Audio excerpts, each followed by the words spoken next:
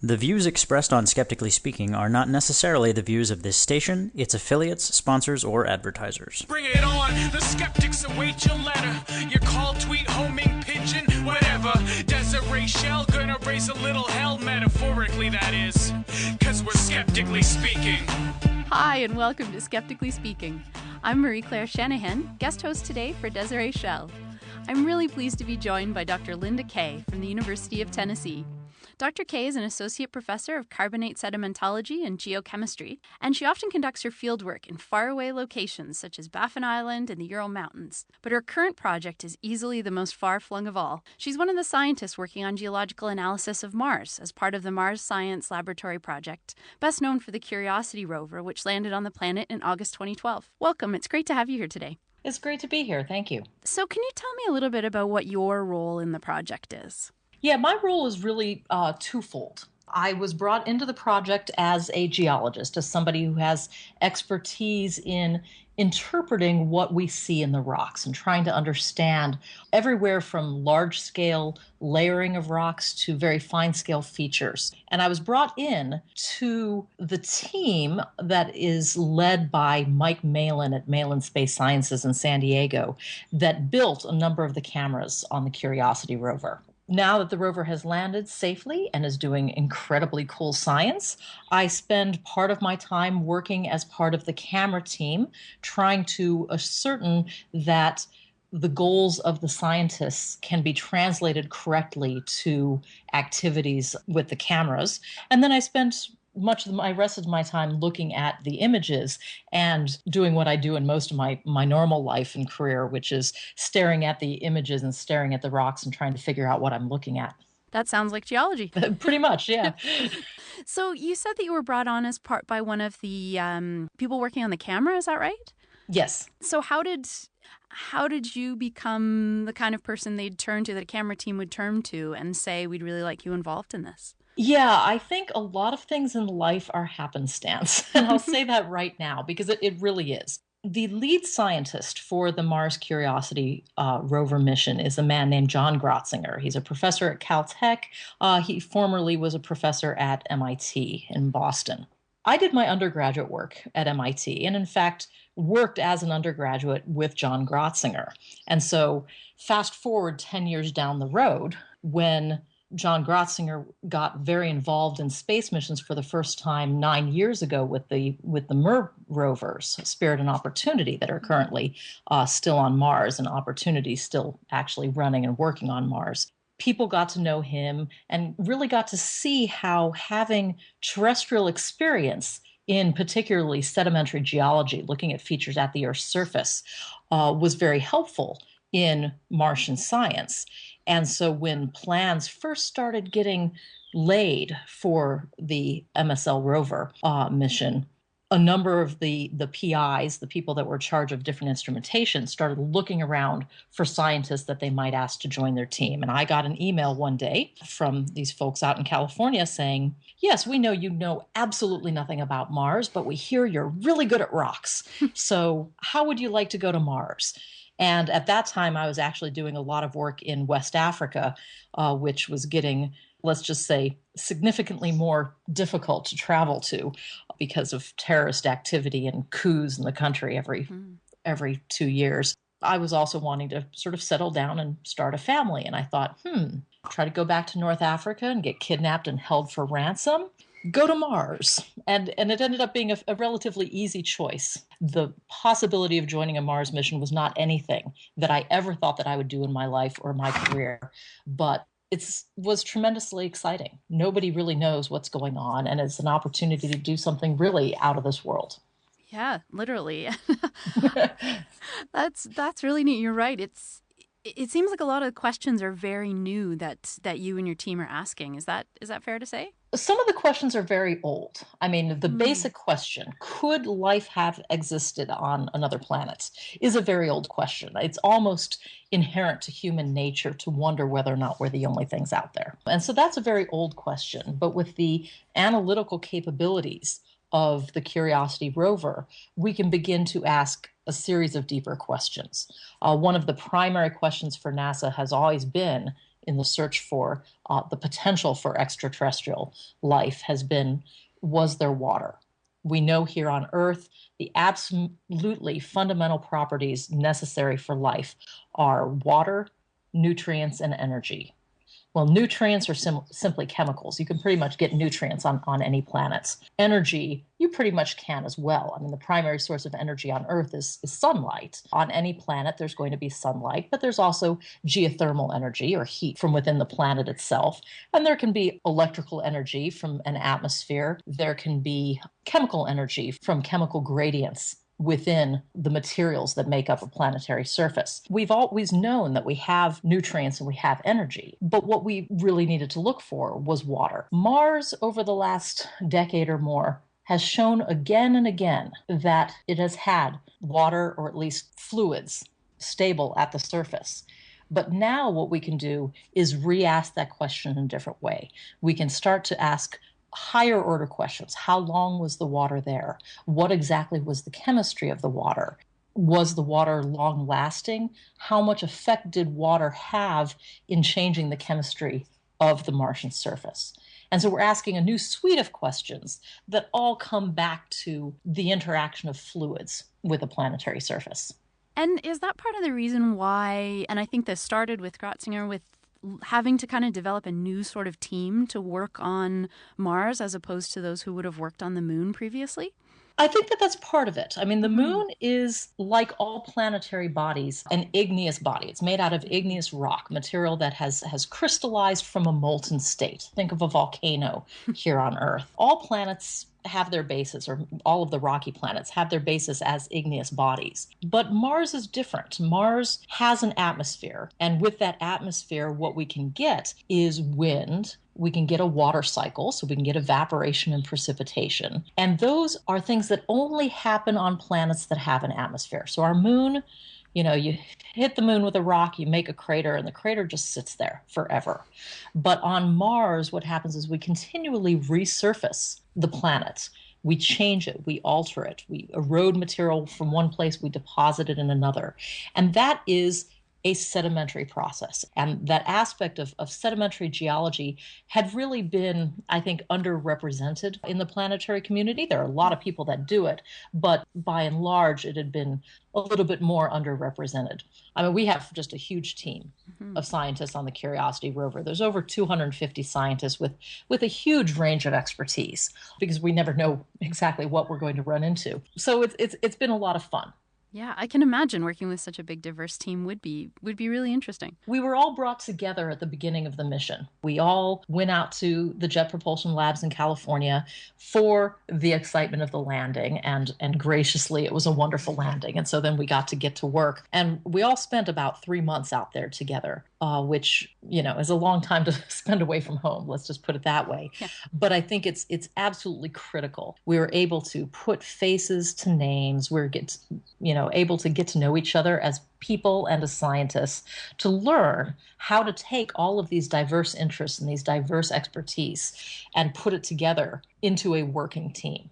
How closely did the scientists and engineers work together on developing the project? I think that there were very different roles played by different people. There are a large number of scientists that have been very intimately associated with the development of instrumentation. Those scientists have, of course, worked much more closely with the engineers through the whole process of building the Curiosity rover. I was a little bit separated from that. My role was mostly in trying to evaluate potential landing sites and to try to figure out, from a science perspective, where could be the best place that we could land on Mars for this. Different people have different degrees of connection there. I was a little bit further afield from the engineers. It comes and goes with activities of the rover. Some days there are activities that we want to do where there has to be a lot of communication, especially if we're using the arm. So the Curiosity rover has this large arm with a bunch of analytical equipment in this big turret we call the cheese head at the end. And that reaches out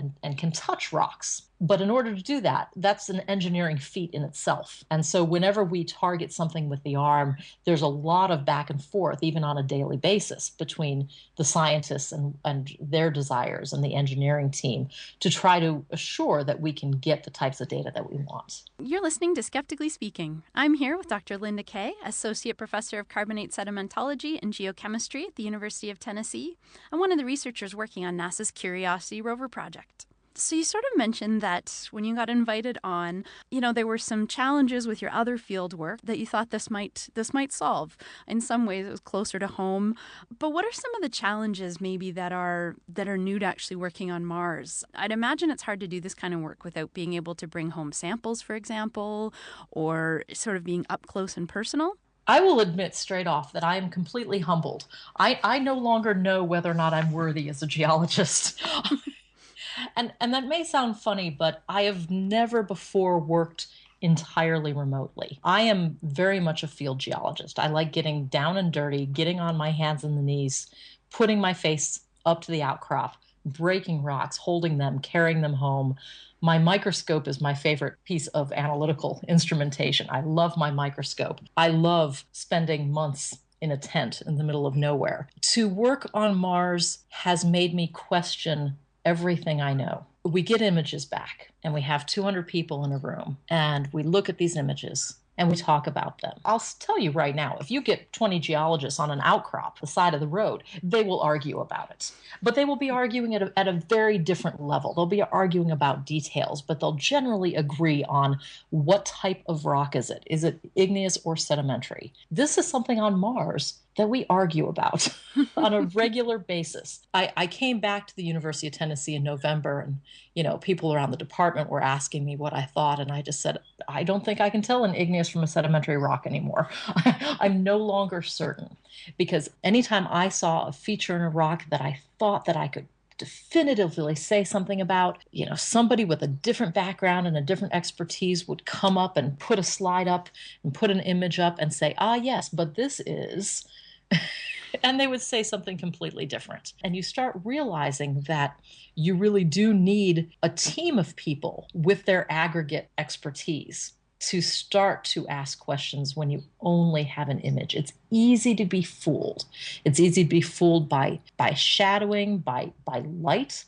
Light can do a lot of things to the way something looks. In this mission in particular, almost all of our cameras, except for the engineering cameras, are full color images. But light can bounce off of rocks, and at different days bounce off of them differently and make the rocks look very different. And you really do need this large group of people to argue things out. So it's a net benefit to have that many people sort of arguing over something they might not argue with if the samples were in front of you? I think it absolutely is a benefit, because you end up doing, I think, exactly what we all should be doing in all aspects of our science, in questioning every detail, in questioning all of our own assumptions. When I look at a rock and I see something, what are the assumptions that I'm making from my own experience, and how am I translating those to the rock and to my interpretations? And by having all of those different people, it makes you pull back and take each of those assumptions and really tear it apart. And I think ultimately the conclusions that we as a team will come up with will be stronger. That makes a lot of sense, and I'm imagining it. It's a fair bit of fun too. Well, some days it's just depressing when you think you understand things and then another image comes down and you're just like, oh, hell, I don't understand. If one of the major things you're looking for is evidence of water, either past evidence of water, what are you looking for in images that would tell you about that?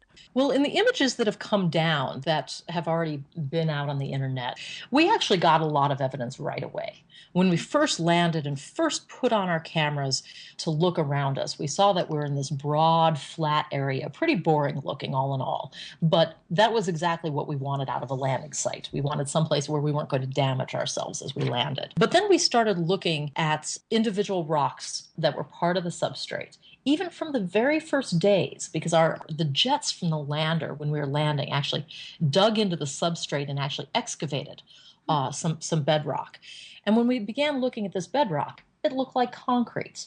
It had larger clasts and smaller clasts, things anywhere from the size of your thumbnail to a couple of millimeters in diameter. So different rounded grains that were put together in a single deposit. Well, rounded grains are really a hallmark of material being transported from one place to another. So right there, you knew that you had a fluid, you had some mechanism of transport. That mechanism, that fluid, could have been atmosphere, except that most of these grains were relatively large. So unless you had like an avalanche deposit, a dry, gravity-driven deposit, you wouldn't have been able to transport these larger grains. And the rounding of the grains suggests that they were transported for some distance, maybe up to 20 kilometers or more. The typical mechanism for such transport would be water. And so we can look at the grains themselves. We can look at the arrangement of grains. When we have on Earth a fluvial or a river system, we will often get what's known as cross-bedding, where layers will form at angles to each other. And we see these in the rocks on Mars as well. But we can also look at a wide variety of other things. We can look at secondary features. Sometimes you can imagine rocks on Earth might have a mineralized vein that might go through them.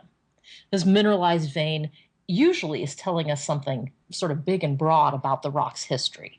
Quite often it suggests that the rock has been buried, has been fractured by some force, and that fluids were circulating in the subsurface that then precipitated minerals in that fracture or in that crack and pried it open and made a mineralized veins. Well, we find veins all over Mars as well. They found them with the MER missions. We found vein networks with the Curiosity mission. So these are also telling us about fluids on Mars. And so the challenge is taking all of this different evidence and saying, well, did we have one fluid, or did we have two or three or many different fluids? Were these fluids that were only at the surface, or did they penetrate into the substrate, penetrate into the subsurface? You mentioned earlier that you were involved in choosing the landing site. So if these are the kinds of things that you're looking for, why was the site, the Gale Crater, where it did set down, why was that chosen as the site? It's so incredibly cool. It's a good reason. What we did, we actually went through the process of selecting a landing site over a period of about 4 or 5 years. We started with calls from the community. Anybody and their uncle could write to NASA and say, or come to one of these landing site selection meetings and say, I think we should go here. And we started off with about 54 different potential landing sites. And what we did was have a series of meetings where people would present their advocation of these different sites, and we would systematically go through them one by one and say, well, how strong is the evidence from the information we currently have, which is largely remote, so evidence from current orbiting imagers. How good is the evidence, or how strong is the evidence for potential water or for specific mineralogies that might tell us something about habitability? And we just kept asking question after question. And then we went through a couple of rounds where the engineers came in and said, can we go there? Because there was always a question of, was there a safe enough place to land? How far would you have to drive to get to the rocks that you wanted to see? And that ended up being a big question. Some people said, well, what if we land and break a wheel and can't drive anything? We still want to be able to get good science even if we can't move anywhere. So we have to land someplace that's exciting. And that one was a little bit tougher for Gale Crater. Fortunately, we were able to build arguments that even in the proposed landing site area, it looked as if fluids and a river system or an alluvial system was coming off the crater rim. And so even if we broke upon landing, we'd still be able to do quite a lot of good science, even though in Gale Crater, our goal was going to be 6 or 7 kilometers away. And we had to keep the engineering in mind because there were a set of nominal requirements for the mission, for the rover. How long does it have to survive to be considered successful? How far can it travel? At what slopes can it travel? Can it actually go up a steep hill, or are you required to stay someplace fairly flat? And so we had to stay within those engineering constraints to find a locality. And Gale Crater, just a quick quickly go through some of the features. Yeah. It's very large. It's a very old crater. It's about 3.6 billion years old. At this early part of Martian history is when most of the evidence we have would suggest that Mars had a thicker atmosphere and that it was probably warmer and wetter. And so it was a good age. 3.5 billion years is also when life was first becoming dominant in terrestrial environments on Earth. And so if there's any connection between the two planetary systems, it's a good age. It's also, Gale Crater is very low elevation, and it sits at a boundary between the southern part of Mars, which tends to have topography that's very high, and the northern part of Mars, which has a much lower topography. Well, we all know that water travels from uphill to downhill. And the idea was, well, this crater has been sitting there right at the division between uphill, the southern half of Mars, and downhill, the northern half of Mars. And if there were ever, at any point in Martian history, fluids that were being transported from high to low, they'd have to go through Gale Crater. And so if we're going to have a record of fluids, we're likely to see that. And also Gale Crater has... it's an unusual crater. There are actually a lot of these on Mars, but it's unusual when we think of craters on Earth. It has a substantial thickness of layered sediment inside Mars. There's some argument that perhaps Gale Crater was actually completely filled with sediment, buried completely, so it was no longer visible from the surface. And then the wind began to erode it back down. And so now we have this mound in the center. We're still arguing about how exactly these sediments formed. We don't know, and hopefully we will by the end of this mission. But what we have is layer after layer after layer after layer of rock. We call it Mount Sharp in the center of Gale Crater. This mound is about 5 kilometers high. That is a lot of layered strata. It's sort of like standing at the base of the Grand Canyon and looking up at all of the layers. Wow. And using that analogy, we know that those layers in the Grand Canyon represent a huge amount of time. We see this record of Earth's history built through these layers. And what the hope is that on Gale Crater, we can go out to these layered strata in this mound and begin to build a long-term history of the Martian surface. So it sounds like a terrifically rich site. I think it is. I think it's spectacular. We'll be right back to chat more about Mars and the research surrounding NASA's Curiosity rover project.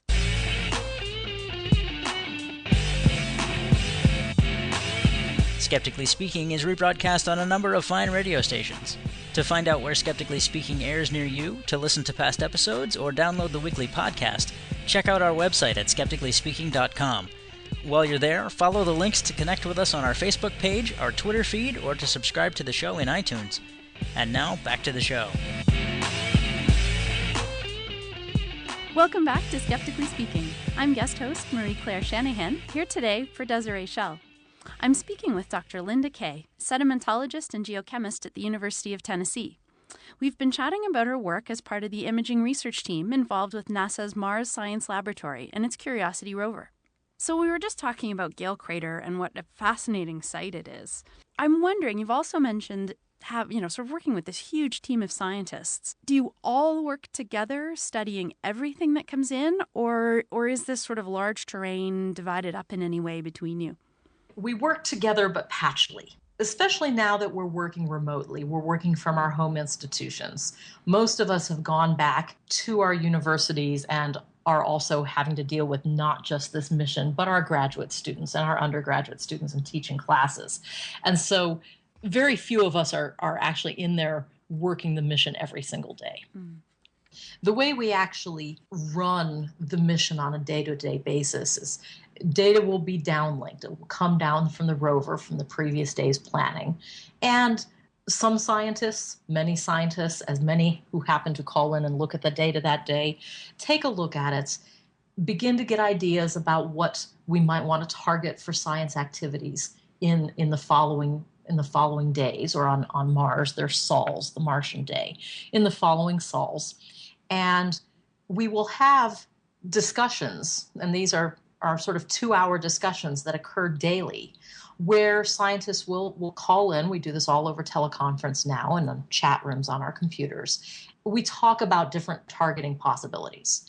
And so we sort of make a list of things that we want to do. And some of these things will rise to the list because there's a lot of desire to do them amongst a broad range of scientists. Some things will rise in the list because they have to be done at a certain time of day to get the lighting correct or something like that. But we end up building this very large list. And on any day, we are provided with a skeleton plan that sort of maps out rover energy and rover activities. And perhaps we will see that we have an hour and a half to do science at some time of day. And so we sit there in these planning sessions and figure out how much science we can pack into the allotted time. And then that plan then goes off to a series of other meetings with other participants, getting more and more strongly towards the engineering participants as the plan gets to the stage where it's being programmed into a language that the rover understands. And while that's happening, the scientists get back together for another couple of hours of discussion, again, talking about what else can we do, what else should we do, what are our desires. Because sometimes we can't always do something. There might be some days where the arm is in a position to do one activity, but that prohibits us from doing some other activity.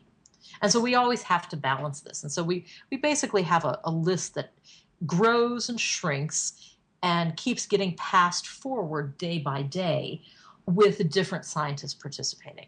That makes sense. And as things go in large teams, sounds like there's a lot of negotiation. If you had the choice and you had the freedom to make it do whatever you wanted and that all the team would go along with it, what would you personally most like to be able to look at and analyze? I want to get to Mount Sharp.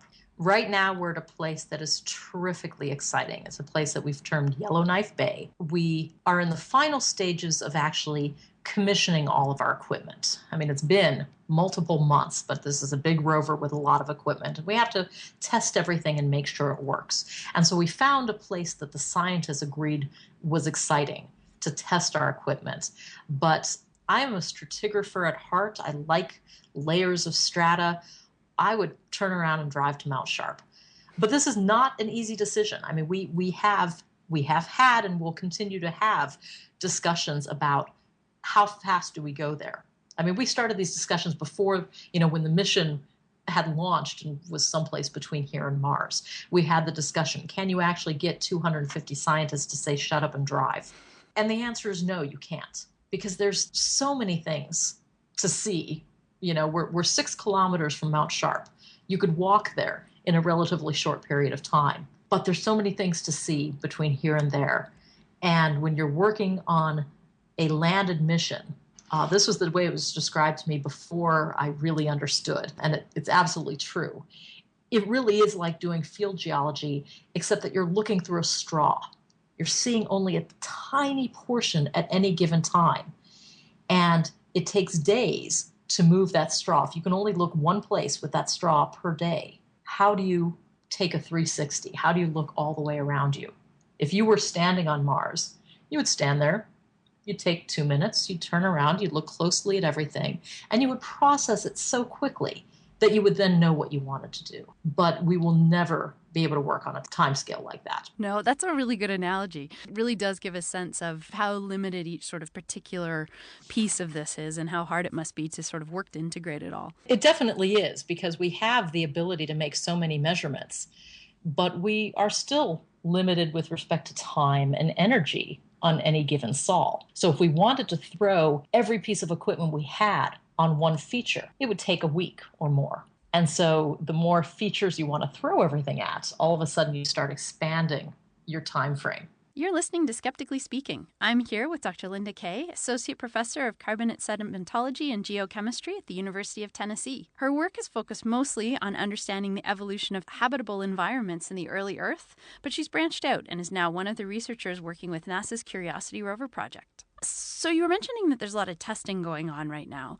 And I think one of the really recent announcements and photos that NASA posted publicly was about a drilling sample that had just been collected. It's kind of the first drilling sample. Yes. That seems to use a couple of different tools. Is that right? So that's using some of the other tools on board. Can you tell me a little bit about that as well? Yes, this drill sample, so we have on board at the end of the arm on this giant turret, we actually have a percussion drill. So it both percusses into the substrate and rotates as a drill. And as it rotates, there's actually a little groove along the side of the drill, a little spiral groove. It's actually an Archimedes screw. And so while we're drilling, it can actually, some of the powder, some of our residue from the drilling actually works its way up that little Archimedes screw into a chamber. And so we can actually collect powder. And then once we collect this powder, there's a large number of things that we can do with it. We can actually take it and put it through a sieving processing system. So there's a series of sieves also in the end of this arm. And so we essentially vibrate the arm and vibrate that sample through a series of sieves. So we have different size fractions. And some of those size fractions are particularly made to work on some of the analytical instrumentation. We have the ChemMin instrument, which is an X-ray diffractometer, which essentially takes very fine portions of this material, shakes it around, and measures the structure of the crystal lattice. So we can actually tell exactly what mineral phases are contained within that material. And then we also have the SAM instrument, which is a very complex instrument that can measure both quantities of different light elements, things like carbon, hydrogen, nitrogen, sulfur. These are often elements that are associated with biological processes here on Earth, and can also measure their isotopic composition. So we can take that material into the SAM instruments, heat it up, and essentially burn off different components within that powder. And by measuring the temperature at which they burn off, we can say something about their composition. And so we can measure compositional elements. We can also choose to take that material and dump it onto a little tray that's on the top of the rover, that's on the right off the deck of the rover, our observation tray. And from there, we can actually take close-up pictures of it and look at the materials that make up that powder that way. I was just going to say, is that taken with the same camera that you would use for taking pictures, say, of Mount Sharp and other things? This is the same camera that can do quite a lot of different distances? No, okay. No, we actually have a number of different cameras. The camera that we take most of our scenery pictures, so our sort of point and shoot camera, is the MASS camera. And there are actually two different cameras on the MASS. One's a 34 millimeter lens and one's a 100 millimeter lens. So it gives us some telescopic properties. And those are the cameras that we use to take pictures of our scenery. Those cameras actually have associated with them a number of filters that allow us to take scenery pictures of the surrounding area, looking at only at very specific wavelengths that can give us some compositional information. But when we have material on the observation tray, we're using the MOLLE camera. The MOLLE camera is actually also on the end of the arm, and it is a high-resolution camera. It's meant to be sort of a hand lens, sort of a magnifying glass. With the MOLLE camera, we can actually take pictures of scenery at infinity, but we can also move the camera so it's within centimeters of the surface of a material, either the observation tray, the ground, or some rock.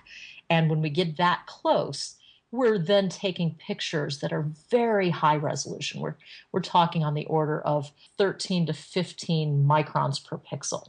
So that camera allows us to get very close and to resolve even very tiny features. Is that some of the images that you'll be using in particular are from the MOLLE camera? I'll use any images I can get. that fair enough. That makes sense.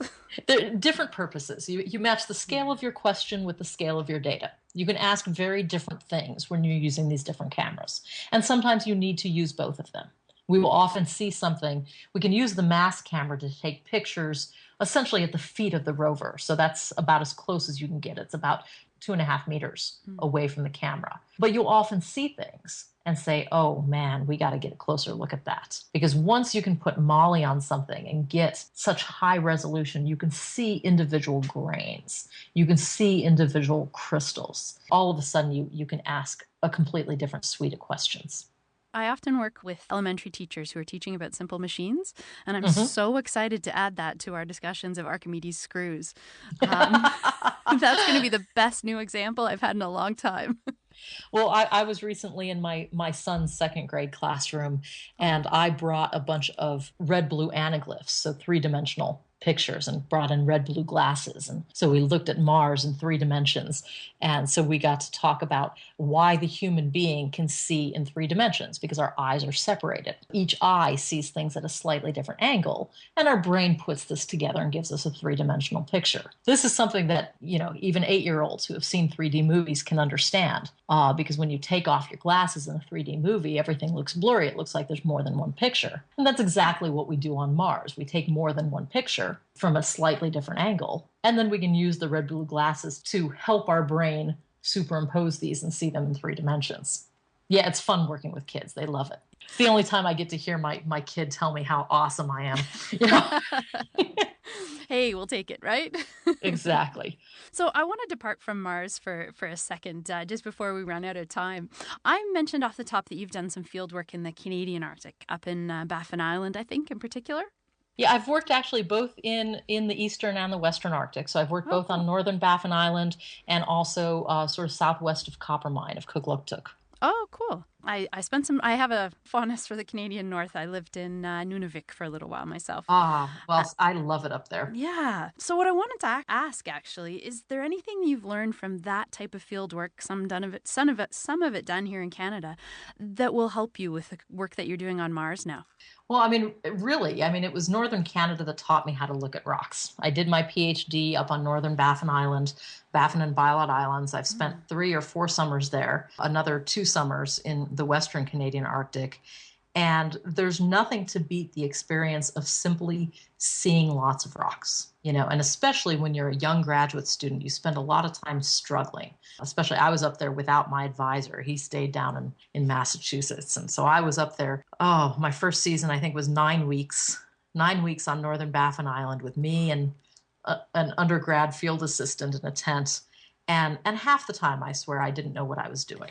But, you just spending time looking at things and struggling to figure out how to see things, what you're seeing.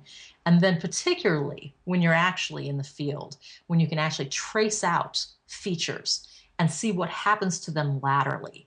That's something that I wish we could do on Mars, but we can't really do on Mars. And so that is an invaluable experience in being able to look at a feature one place and being able to hypothesize how that feature is going to change as you go around a corner or as you get further away. I can see that. And there's not too many opportunities to get that really big, wide view like that, is there? Well, it depends on who you are as a scientist. Different people like different things. I've always enjoyed, I told you before that my favorite tool is my microscope, but really my favorite tool are my eyes. I love being in the field. I love being able to trace out beds. I love being able to stand on rocks that are 1 billion or 1.1 billion years old, like the rocks on northern Baffin Island, and say, what would it have been like to stand on the Earth 1.1 billion years ago? What would it feel like? What would it look like? What would it smell like? And all of those are features of what the landscape would have been like. And it's those experiences and that realm of questioning that I think has provided me with a lot of the tools that I can now hopefully make use of on Mars. That makes a lot of sense, how those big questions will follow you for a long time. I hear there may have also been some bears involved. Is that true? Where are you hearing this? I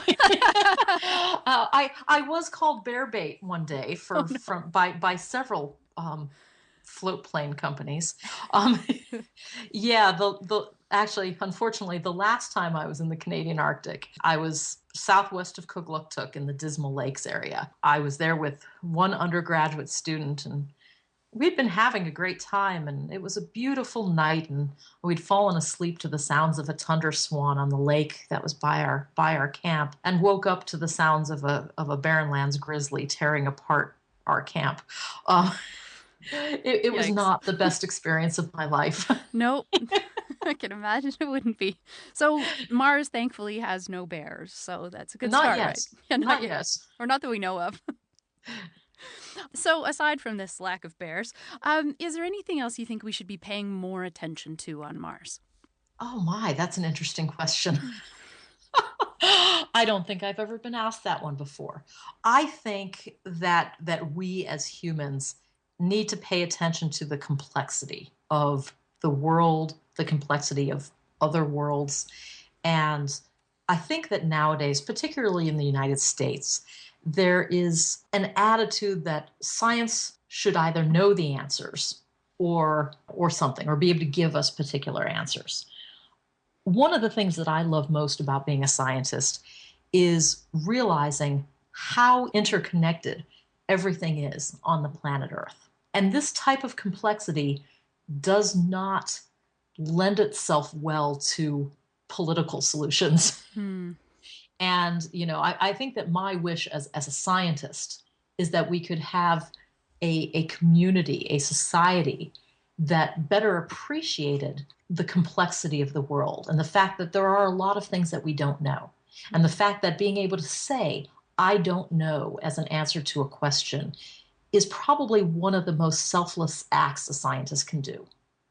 To stop looking to science as having immediate answers, because it takes a long time to get to an understanding. And even when we do, we may very well be wrong. As soon as we get the next generation of observations, we may very well find out that we were wrong. So true. Thank you so much, Linda. I really appreciate chatting with you today. And thanks for your insight. So much. Yeah, this has been great. Next up, I'll be speaking with Dr. Christopher Hurd, Associate Professor in the Department of Earth and Atmospheric Sciences at the University of Alberta and Curator of the university's meteorite collection.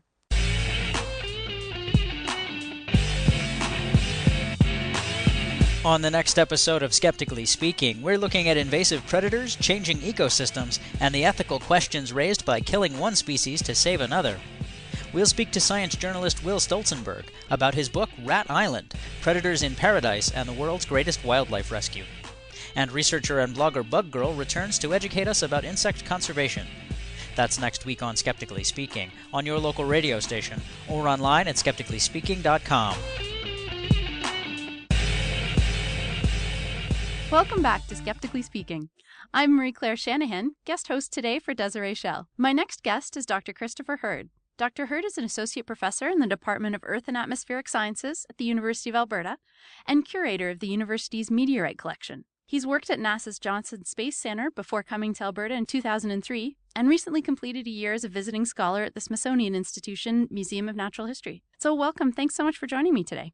Thanks for having me. Meteorites are undeniably pretty cool. They're from space, after all. But how did you get interested in studying them in more detail? Well, I grew up around rocks as a kid. My father's a geologist, and in fact, around middle school, I think it was, my dad got the job as the curator of the National Meteorite Collection in Ottawa. So I was able to, a couple of occasions, go and see the real deal at his work. And that was a pretty big influence on me. Overall, it was really that exposure to geology, to rocks and minerals at a young age. And then this idea of the fact that you could actually hold a rock from space in your hand. And not only that, but you could study it. So tell me a little bit about what your focus is in your research.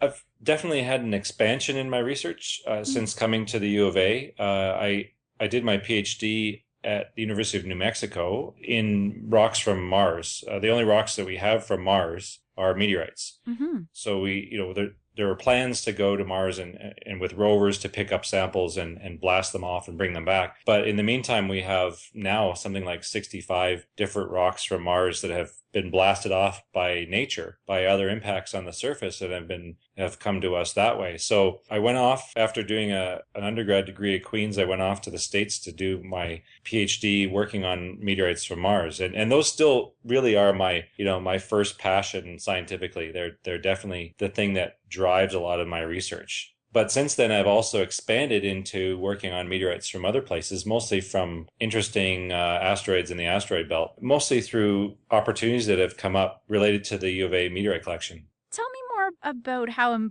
a piece of rock from Mars might actually get here to Earth. It's a series of events, I guess, that have to take place to get a rock from Mars. You have to have another meteorite slam into Mars with enough energy to get rocks that are sitting near the surface of Mars going fast enough to leave Mars gravity. And then those rocks go in these big orbits around the sun, as most things do in the solar system. They go around the sun, and if we're lucky, then the orbit of that rock crosses the Earth's orbit and it falls to the ground as a meteorite.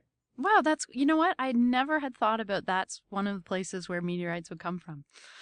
Well, it's a small percentage too. I mean, there's Yeah. 65 or 66 known now out of the something like 50,000 distinct meteorites from around the world. So it's a very small percentage of them that are actually from Mars. And it wasn't recognized that they were from Mars until the early 80s. In fact, around the time when I was getting interested in working on meteorites, as a kid, they were actually figuring out that there was a suite of rocks that could actually be from Mars. And the big breakthrough was the Viking landers were there in 1976, a NASA pair of landers that analyzed the Martian atmosphere, all the different components of it. The scientists at the time had that data set, and then somebody had the idea of looking inside this meteorite that, nobody knew where it was from exactly, but somebody had the idea it could be from Mars. Look inside the meteorite for gases trapped in the meteorite. And they analyzed those, and they found that they were a match to the Martian atmosphere as measured by the Viking landers. And so that was a fingerprint that said that rock was from Mars. And that was really, I mean, the physicists said it couldn't be done, but then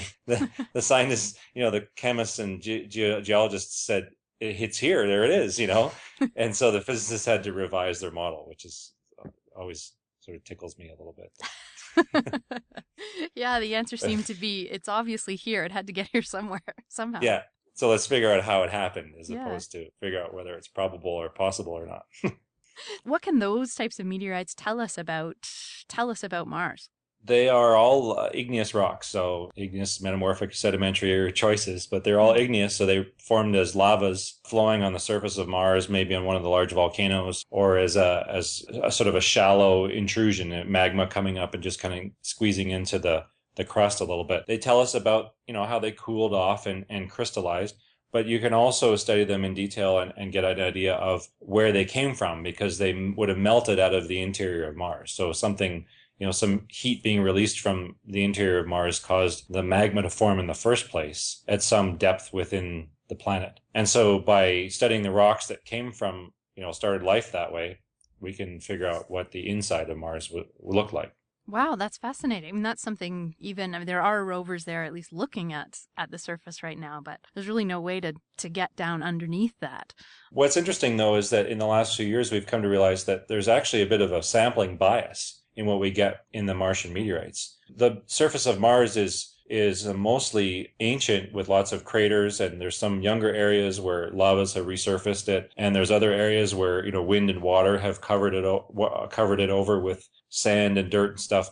And the rovers are able to explore all of that playground and all the different types of rocks that are there, including igneous and sedimentary rocks mostly.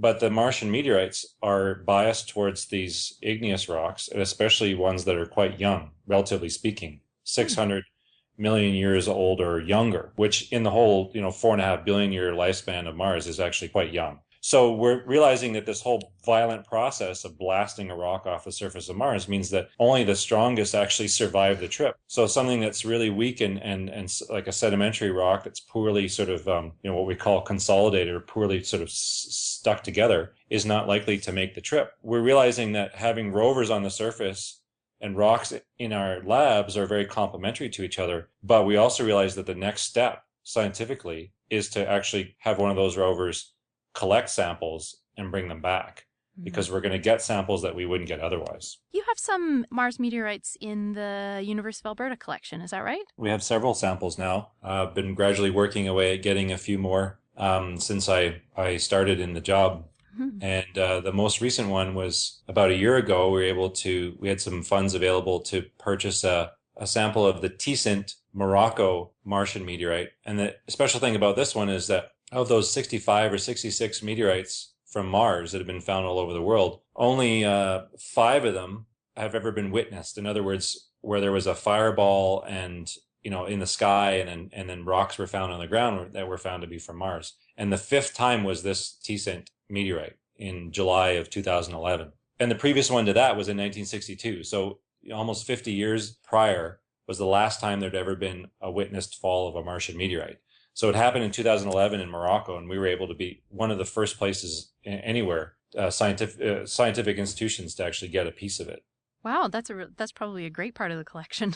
Definitely a jewel, because both in terms of what we can do with it to display it later on. I mean, they're quite pricey, so we were able to get something like 60 grams, which doesn't sound like much, but it's about the size of a golf ball, maybe. And so we've cut one end off of it, and that's lots of material to work with. Something like 20 grams is plenty of stuff to work with these days. You don't need much to do the analysis.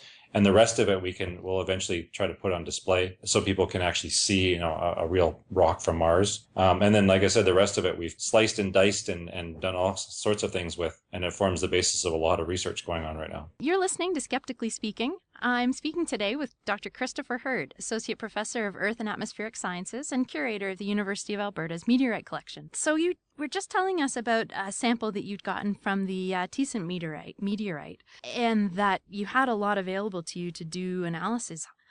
What's particularly interesting about this one from a scientific perspective? Well, the Thiessen meteorite is similar to other meteorites that are known from Mars, from other places that that have fallen in a prehistoric time. So they weren't witnessed with a fireball or anything. And so that part isn't new, but the fact that it fell in a desert area and was picked up a few weeks later. The meteorite fell in July, and then I think the first time people went out was in October, when the weather got cooler, and found the first pieces. But it fell in a desert environment, so very dry. And so that meant that the pieces that got picked up, relatively speaking, soon after it fell, were very clean and free of contamination or weathering or anything that might happen sitting at the Earth's surface. So they're really, really fresh samples of Mars is the upshot. So we can do things with them that we weren't able to do with other meteorites that have been sitting in the desert for tens or hundreds of years or thousands of years in some cases. So in that sense, we were able to distinguish features within the meteorite that we could tell are actually from Mars, as opposed to being a sort of an Earth overprint. And in this case, it looks like there are features in the Thiessen meteorite that suggest that there was once sort of a near surface Martian surface weathering, so water percolating into the rock as it sat on the surface of Mars, and then kind of getting incorporated and actually melted into the rock as it got blasted off of Mars. So it's a new sort of aspect and a new avenue of research that has come up as a result of this fresh fall. What kind of evidence would you see for something like that? It's really kind of cryptic. There are some Martian meteorites that actually have rust or rusty bits in it, and there's not much argument about those, that's actually water percolating through this igneous rock as it sat at the surface before getting blasted off. In the case of Thiessen, there's these little glassy pockets.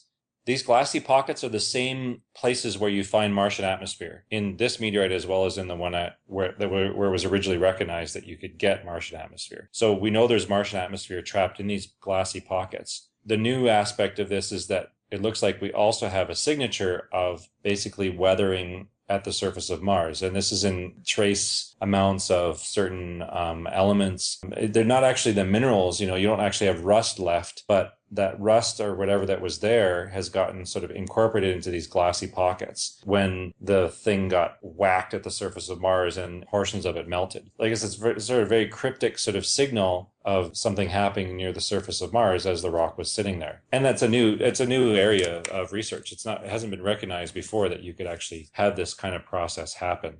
So it's opened up sort of new ideas for research on this and other Martian meteorites. What kind of questions do you think might be able to answer, if the right piece happens to fall? Things have been kind of actually quite exciting in the last several years with Martian meteorites. When I completed my PhD, there were about a dozen known worldwide, and that was 12 years ago, not even. Now there's 65 or 66, including Thiessen as this recent fall. And then just earlier this year, it was announced that another meteorite from the Northwest Africa region, from Morocco, that probably fell somewhere in tens or hundreds of years ago, is a new type of Martian meteorite. All the other ones have sort of fit into 3 or 4 categories based on what kind of rocks they are, what kind of igneous rocks they are. And this is a 5th one entirely with a different age than what's been seen before. It's a fascinating area because there's always these surprises. And this one in particular is a closer match to the types of rocks that the rovers are seeing at the surface.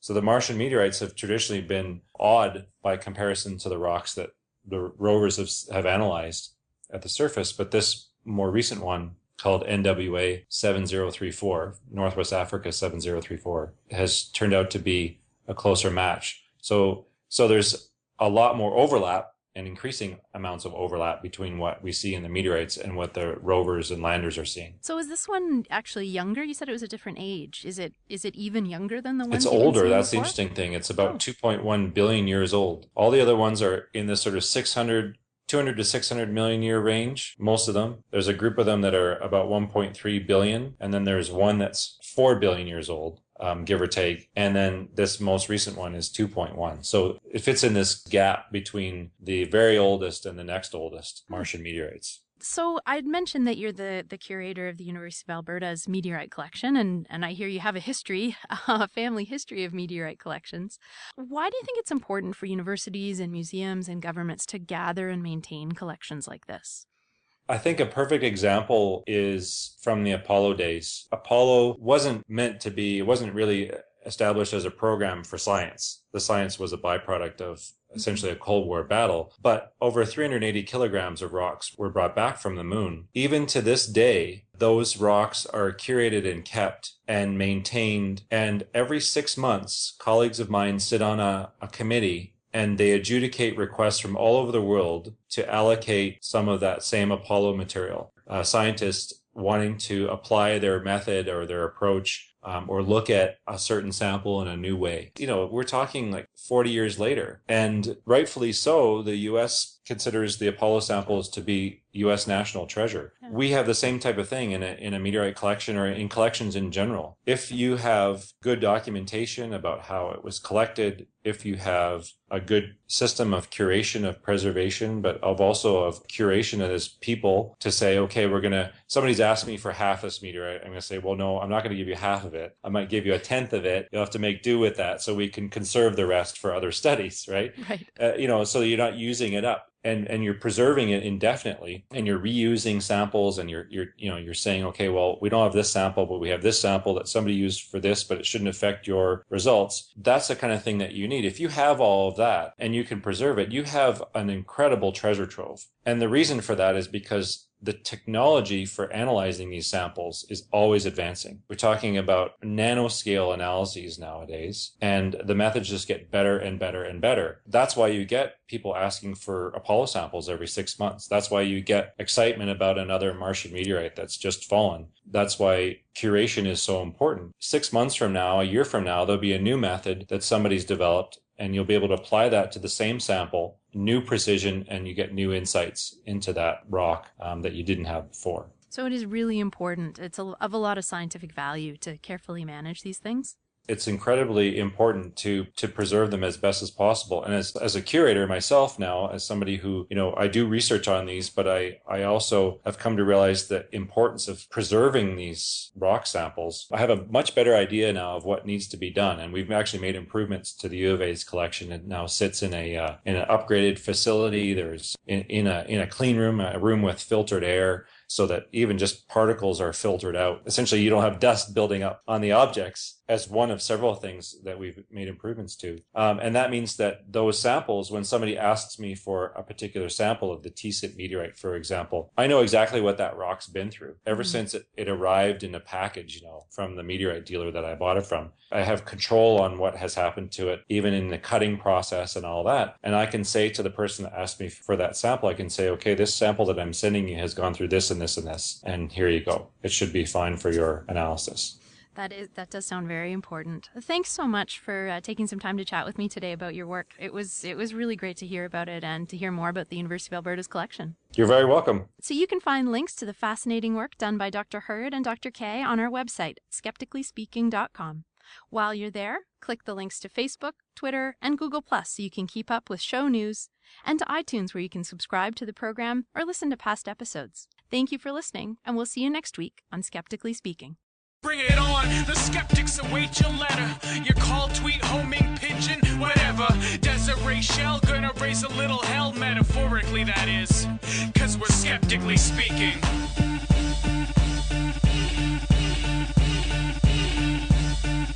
Skeptically Speaking is produced and distributed by Suburban Panic Media. Our theme song was written and recorded by A-OK. Our guest coordinator is Rochelle Saunders. Our social media manager is Chelsea Butler. Helen Quavillion is our production assistant. Ryan Bromsgrove is our production manager and assistant editor. Josh Witten is our researcher. This show is edited by K.O. Myers. And I'm your host, Desiree Schell.